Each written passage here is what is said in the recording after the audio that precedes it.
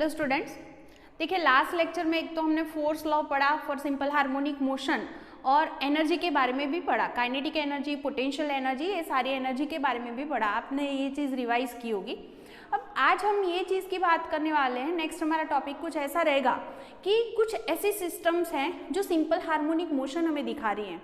ऐसी पर्टिकुलर हम वैसे अगर हम बात करें तो रूटीन में कभी भी pure simple harmonic motion possible नहीं है, लेकिन नियरर कुछ कंडीशन अगर हम अप्लाई करें तो हमारे पास सपोज स्प्रिंग है, देन अगर हमारे पास पेंडुलम है, सिंपल पेंडुलम बोल सकते हैं आप उसको, तो सिंपल पेंडुलम है, तो ऐसी कुछ सिस्टम्स हैं जो सिंपल हार्मोनिक मोशन जो है वो हमें यहाँ पर दिखा रही है। तो ऐसी आज हम एक सिस्टम की बात करने वाले हैं और वो है स्प्रिंग। तो आज का जो मैंने टॉपिक लिया है that is oscillations due to a spring.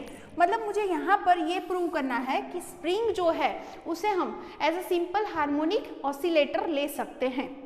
तो यहाँ पर एक फिक्स सपोज वॉल है, उसके साथ मैंने एक स्प्रिंग को बांध दिया है, राइट, और उसके साथ मैंने कुछ मास m लगा दिया। ये जो है उसका सपोज इक्विलिब्रियम पोजीशन है x = 0। अब यहाँ से अगर हम ऐसे करें कि ये जो ब्लॉक है मेरे पास जिसका मास मैंने सपोज जैसे लिया है m, उसको हम यहाँ से कुछ डिस्प्लेसमेंट करवा रहे हैं, सपोज x जितना मैंने उसको डिस्प्लेसमेंट करवाया। फिर अगर मैं उसको छोड़ दूंगी तो ये चीज़ क्लियर है कि ये क्या करेगा, इसके बीच में ऐसे ऐसे आगे पीछे जाएगा, राइट। मतलब वो कैसे मोशन करेगा, तो ऐसे आगे पीछे वो मोशन करेगा। तो आप ऐसे सोच सकते हैं कि अगर हमने ऐसा किया, इसको थोड़ा स्ट्रेच किया और इसकी जो इक्विलिब्रियम पोजीशंस है वहाँ से मैंने उसको x जितना उसको स्ट्रेच किया, तो ये जो स्प्रिंग होगी उसका एलोंगेशन होगा और ये ऐसे हमें ऐसे कुछ देखने को मिलेगा, राइट। अब क्या हो रहा है, इसको मैंने x जितना डिस्प्लेसमेंट करवाया है, अब मैं उसको छोड़ दे रही हूँ, तो क्या हो रहा है, वो ऐसे आगे पीछे जा रहा है। ऐसा हमें ऐसे मोशन देखने को मिल रहा है। अब आपने आगे भी पढ़ा है हुक्स लॉ, है ना। तो अगर हम हुक्स लॉ की बात करें फॉर अ स्प्रिंग, तो हम जानते हैं कि स्प्रिंग जो होती है उसका हमने ये क्या किया, ये इसकी ओरिजिनल कंडीशन है, राइट। वहाँ से मैंने उसको ऐसे खींचा तो वो क्या कर रही है, अपनी इक्विलिब्रियम पोजीशन के आसपास ऐसे वो मोशन दिखा रही है, वो आगे पीछे जा रही है। तो अगर हम हुक्स लॉ की बात करते हैं तो हुक ने हमें ये चीज़ क्लियर की थी, साइंटिस्ट ने, कि जो सपोज यहाँ स्प्रिंग की हम बात कर रहे हैं तो उसका हमने डीफॉर्मेशन किया, राइट। मतलब उसकी जो ओरिजिनल पोजीशन थी वहाँ से उसको मैंने हिला लिया, तो क्या हो रहा है, वो अपनी ओरिजिनल कंडीशन में वापस आने के लिए कुछ फोर्स लगाएगी।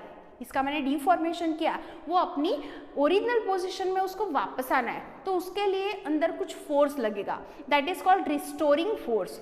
और ऑलवेज ये चीज़ हमें पता है कि रिस्टोरिंग फोर्स स्प्रिंग में कैसे लगती है, तो ऑलवेज वो प्रोपोर्शनल टू डिस्प्लेसमेंट होती है और उसकी डायरेक्शन कैसी होती है, उससे अपोजिट। जैसे मैं यहाँ पर बोल सकती हूँ कि मैंने इसको ऐसे, इसका एलोंगेशन हुआ है, इसको मैंने खींचा है, तो इसमें फोर्स कैसे लगेगी, वो अपनी ओरिजिनल पोजीशन में यहाँ पर उसको वापस आना है तो वो फोर्स ऐसे लगाएगी।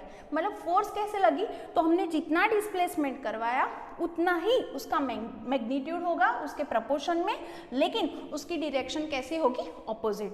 तो F is proportional to -x। Spring के लिए हम ये चीज़ बोल सकते हैं। यहाँ प्रोपोर्शनैलिटी कांस्टेंट अगर मैं K लिखती हूँ तो K हम जानते हैं that is called proportionality constant या फिर स्प्रिंग कांस्टेंट बोल सकते हो। तो हमारे पास ये जो फॉर्मूला बन गई F = -kx, इसे हम बोल सकते हैं फोर्स, स्प्रिंग फोर्स। तो ये फॉर्मूला यहाँ पर हमें मिल रही है। और हम जानते हैं कि अगर हमारे पास सिंपल हार्मोनिक मोशन के बारे में जब भी हमने पढ़ा है तो ये चीज़ भी क्लियर है कि अगर सिंपल हार्मोनिक मोशन है तो उसके अकॉर्डिंग भी जो फोर्स लगती है वो ऑलवेज कैसी होती है, F is proportional to -x। मतलब वो भी इसी चीज़ को फॉलो करती है। इसीलिए यहाँ पर हम बोल सकते हैं कि ये जो हमारी जो स्प्रिंग है वो spring as a simple harmonic oscillator हम ले सकते हैं। मतलब इसका जो मोशन है वो हम सिंपल हार्मोनिक मोशन ले सकते हैं। ये चीज़ हो गई। अब आप जानते हैं कि हमने सिंपल हार्मोनिक मोशन के लिए ये चीज़ प्रूव की थी कि F(t) = ma, where a = acceleration की भी हमने फॉर्मूला बनाई थी, दैट इज m(ω²x), राइट। तो ये हमारे पास फोर्स की फॉर्मूला है। अगर हम हमारे ये इक्वेशन है, इक्वेशन 1 and 2, उनको कंपेयर करेंगे तो from equation 1 and 2 we can write K X equal to, ये नेगेटिव साइन है, इसमें भी नेगेटिव है तो कैंसिल आउट हो गई, m omega square x, simply मैं इसको ऐसे लिख सकती हूँ, then omega square is equal to k by m, और omega is equal to under root k by m. Omega is angular frequency, omega is equal to, अगर मैं 2π/t लिख रही हूँ तो 2π/t is equal to under root k by m, और t equal to आप लिख सकते हैं 2π अंडर रूट, ये m यहाँ जाएगा तो m बाय के। तो ये जो थी वो टाइम पीरियड की फॉर्मूला है, यहाँ पर हमें स्प्रिंग के लिए मिल रही है। यहाँ पर k जो है वो स्प्रिंग कांस्टेंट है, m जो है हमारा ये मास हो गया, तो ये फॉर्मूला हम यहाँ से लिख सकते हैं। और एक चीज़ जानते हैं आप कि टाइम पीरियड और फ्रीक्वेंसी का रिलेशन है t इज इक्वल टू 1/ν। तो यहाँ पर अगर मुझे 1/ν अगर मैंने लिखा है तो ये फॉर्मूला यहाँ से मैं फ्रीक्वेंसी की भी मैं ला सकती हूँ, न्यू इक्वल टू क्या होगा, ये 2π यहाँ टर्म आएगी तो 1/2π, और ये टर्म पूरी यहाँ चली जाएगी तो अंडर रूट क्या हो जाएगा k बाय एम। तो इसकी फ्रीक्वेंसी की फॉर्मूला हमें यहाँ पर मिल सकती है। अगर हम पर्टिकुलर स्प्रिंग की बात कर रहे हैं तो उसके लिए स्प्रिंग कांस्टेंट जो होती है उसकी वैल्यू अगर हाई है, मतलब कि अगर आपकी स्प्रिंग स्टीफ है तो उसके लिए k कैसा होगा, बहुत ही ज़्यादा होगा। अगर k की वैल्यू ज़्यादा है तो आप यहाँ से समझ सकते हैं अगर k ज़्यादा हुआ तो t की वैल्यू कैसी होगी, कम होगी, राइट। इसका मतलब ये हुआ कि टाइम पीरियड कम होना मतलब कि फ्रीक्वेंसी ज़्यादा होना, राइट। तो इसलिए आप देख सकते हैं कि अगर आपके पास स्टीफ है स्प्रिंग तो उसका k कैसा होगा, बहुत ज़्यादा होगा, k ज़्यादा है तो टाइम पीरियड कैसा लगेगा, कम लगेगा, मतलब वो जल्दी जल्दी ऑसिलेट होगी, राइट। मतलब कम टाइम पीरियड में वो ज़्यादा ऑसिलेशन दिखाएगी। अगर आपके पास सॉफ्ट स्प्रिंग है तो उसके लिए k की वैल्यू कम होती है, छोटी होती है। तो अगर k की वैल्यू जो अगर कम है तो t की वैल्यू कैसी होगी, ज़्यादा होगी, और वो इन्वर्सली प्रोपोर्शन में है इसीलिए।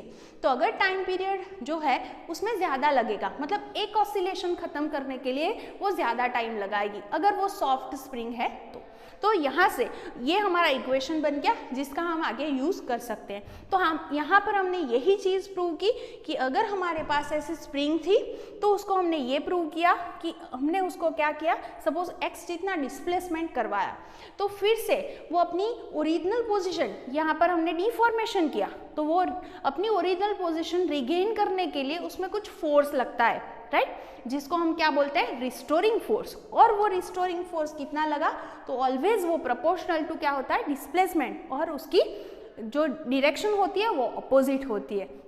और सेम चीज़ हमने सिंपल हार्मोनिक मोशन के लिए भी पढ़ी हुई है, इसलिए यहाँ पर हम बोल सकते हैं कि यहाँ पर स्प्रिंग जो है वो भी कैसे ऑसिलेशन दिखा रही है, सिंपल हार्मोनिक मोशन कर रही है, ये चीज़ हम यहाँ पर बोल सकते हैं।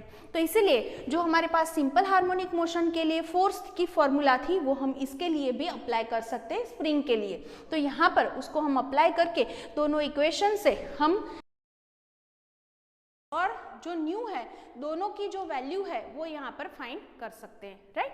तो ये क्वेश्चन आप ऐसे लिख सकते हैं। अभी इसके अकॉर्डिंग हमारे पास जो इलस्ट्रेशन है वो देखते हैं। उसके लिए नेक्स्ट नंबर है हमारा दैट इज 14.8। क्वेश्चन कुछ ऐसा है, 5 kilogram collar is attached to a spring of spring constant 500 newton per metre. It slides without friction over a horizontal rod. The collar is displaced from its equilibrium position by 10 cm and released. Calculate first at time period of oscillation, second the maximum speed, and third maximum acceleration of the collar. देखिए first हमें दिया है, एक तो मास दिया है m 5 kilogram, then spring constant that is k 500 newton per metre. हमें यहाँ पर कितना डिस्प्लेसमेंट करवाया है, x is equal to 10 centimetre और we can write 0.1 metre. First हमें क्या निकालना है, दैट इज टाइम पीरियड। हमने पढ़ा ऑलरेडी कि time period t is equal to हमारे पास फॉर्मूला है 2π under root m by k।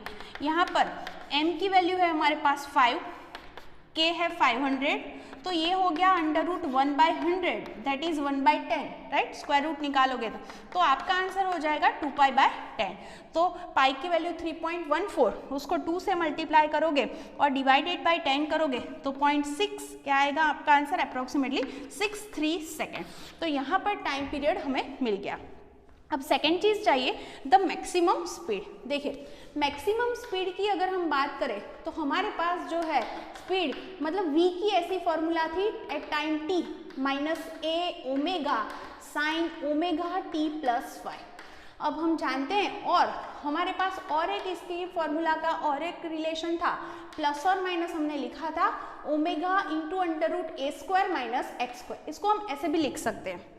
तो यहाँ पर व्हेन x इक्वल टू 0 था तब हमें v की वैल्यू जो थी वो a ओमेगा मिली थी। अगर मुझे v मैक्सिमम चाहिए तो हम लिख सकते हैं for v maximum equal to क्या लिख सकते हैं a ओमेगा।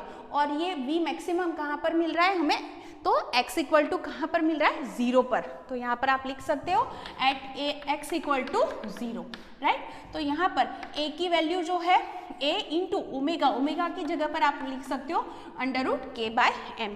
यहाँ पर a की वैल्यू मतलब आपको मैक्सिमम इतना डिस्प्लेसमेंट करवाना है तो x और उसको आप लिख सकते हो a भी लिख सकते हो, दोनों सेम थिंग होगी। तो a इक्वल टू आप लोगे 0.1, फिर अंडर रूट k की वैल्यू 500 है डिवाइडेड बाय 5, तो ये हो गया अंडर रूट 100 दैट इज 10। तो 0.1 इंटू 10 मतलब आपका आंसर मिलेगा 1 मीटर पर सेकेंड। तो ये हो गई v मैक्सिमम। थर्ड चीज आपको जो चाहिए वो है मैक्सिमम एक्सेलरेशन। तो एक्सेलरेशन की अगर हम बात करें तो हमारे पास एक्सेलरेशन की ऐसी फॉर्मूला थी minus omega square x, right. तो यहाँ पर अगर मैं मैक्सिमम एक्सेलरेशन की बात कर रही हूँ तो a मैक्सिमम इक्वल टू क्या होगा, तो आप लिख सकते हैं प्लस वैल्यू, राइट, ये मैक्सिमम वैल्यू होगी। तो यहाँ पर ओमेगा, ओमेगा फिर से हम लिख सकते हैं under root k by m और उसका क्या होगा स्क्वायर इंटू एक्स। तो फिर से वैल्यूज रखते हैं, तो ये स्क्वायर है तो स्क्वायर रूट निकल जाएगा, तो k बाय m होगा, k की वैल्यू 500 है, m की वैल्यू जो है वो 5 है, और जो x that is maximum value x equal to आप a लिख सकते हो, यहाँ पर मैं a ही लिख रही हूँ तो a हमें ऑलरेडी दिया है दैट इज 0.1। तो आपका आंसर जो होगा वो 100 into 0.1 that will be 10 metre per second square. और आप जानते हैं कि a की वैल्यू कहाँ पर मैक्सिमम होगी, तो एक्सट्रीम पॉइंट पर। x की वैल्यू जब मैक्सिमम होगी तब जो एक्सेलरेशन है उसकी वैल्यू भी मैक्सिमम हो सकती है। इसका मतलब ये हुआ कि जो एक्सट्रीम पोजीशन है वहाँ पर एक्सेलरेशन कैसा होगा मैक्सिमम। तो सिंपल क्वेश्चन है, ऐसे आप इसको इजीली सॉल्व कर सकते हैं। ये चीज़ हो गई, यहाँ पर मैंने x लिखा था, x है या फिर मैक्सिमम डिस्प्लेसमेंट है that is called a amplitude, इसलिए उसको आप a भी लिख सकते हैं, ओके। या फिर x की वैल्यू मैक्सिमम वैल्यू इतनी है, ये लेके आप इसको कैलकुलेट इजीली कर सकते हैं। तो इसको आप अच्छे से ऐसे लिख भी लेना।